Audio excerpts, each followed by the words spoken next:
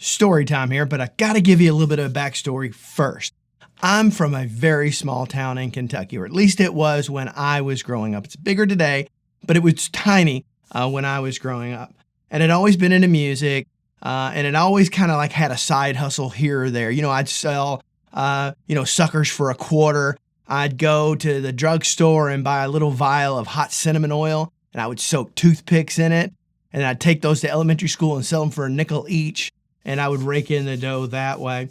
And ultimately, that's how I ended up saving up to buy various albums and everything later on. And so I used to take what later turned into being called a boom box, but I'd have a cassette tape. Yeah, I was back in cassette tapes, and 8 tracks were still a thing.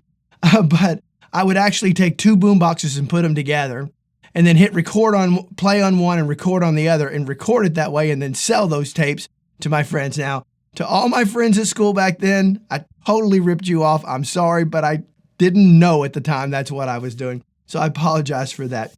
So, I got into recording at a very, very, very young age. My early teens, I was trying to record anything that I could. I'd started playing guitar. I was very excited about doing that. I've always been better at recording than really as a musician. That's true to this day. So I was deeply, deeply, deeply passionate about it, right? Very passionate. So a couple years roll by, and I'm probably around 19 at this point. And at this point, I'd saved up enough for an 8-track reel-to-reel. Had that, and then a small little 8-channel mixing desk that had a total of 12 or 14 various inputs if you use some send and returns and things like that, where you could mix more tracks if you needed to later on. Because if you've worked with that, you got to learn how to bounce tracks, right?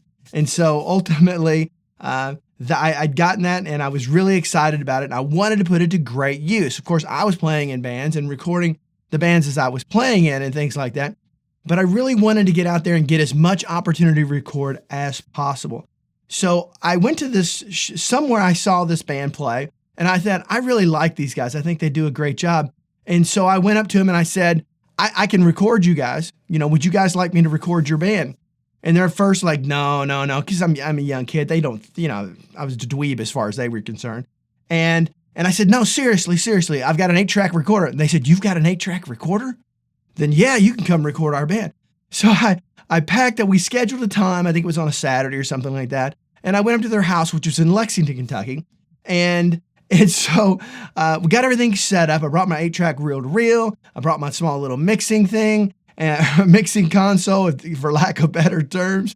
And I got everything set up. At this point, I didn't even have a reverb unit. I had no compressors. I had nothing. I had a tape machine and a board and some generic mics. Some of them were from Radio Shack. Now, that was one of the first things I asked them. How many mics are you guys on? Because we're going to have to put these together if we're going to be able to record everybody at the same time.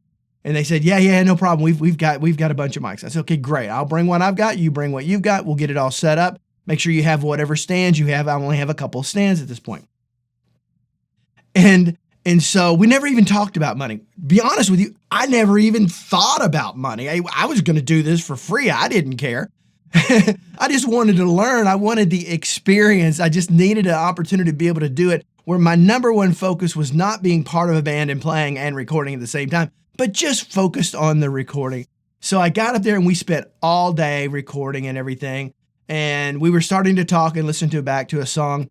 And I said, man, I'm getting hungry. You guys got any bologna or something, like a bologna sandwich?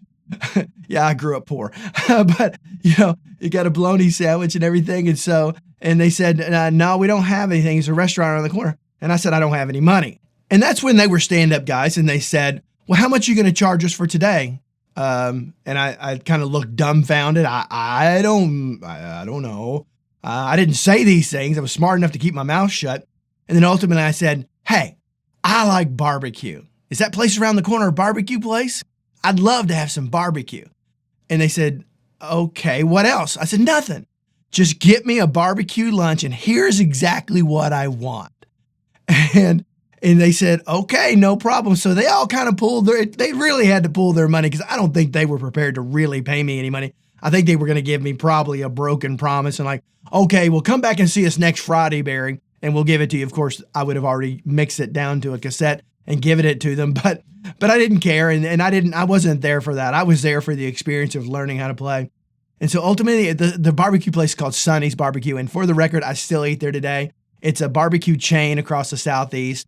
At the time, I thought it was the greatest thing in the world. Today, when you later on, you get some real barbecue. Like I lived in Texas for a while, and that's my favorite barbecue. Everybody's kind of got their own favorite, but that's my favorite. I love barbecue brisket. And Sonny's used to have pretty good brisket, although it kind of sucks today.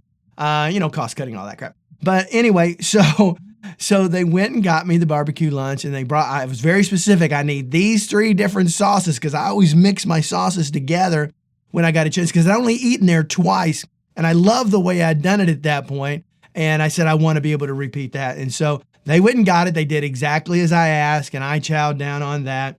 And then ultimately, we had a great recording session that day. They were incredibly happy with what they've got.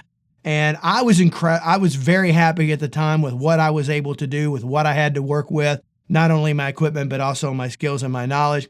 And we got a really good recording. And ultimately, they put that out as an album or an EP, I should say, and tried to send that around. It never went anywhere, but I could always say, hey, I recorded that. Of course, I didn't get any credit or anything. They didn't give me any credit.